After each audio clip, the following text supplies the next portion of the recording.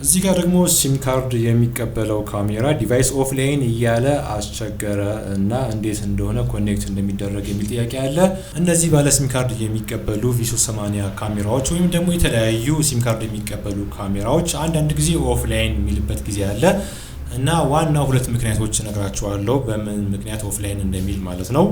አንደኛው እንግዲህ ዋናው ምክንያት ፓወር ሳይኖር ሲቀር ማለት ነው። ካሜራው ፓወር ካላገኘ ኦር ደግሞ ባለ ባትሪ ከሆነ ካሜራው ባትሪው አልቆ ከሆነ ቼክ ማድረግ አለብን ማለት ነው። የተሰካበት ገመድ የተሰካበት ካሜራው ቂጡ አካባቢ ላይ ማለት ነው ቻርጅ ያደረገ መሆኑ መብራቱን ላይት ቀይ መብራቱን ቼክ ማድረግ አለብን።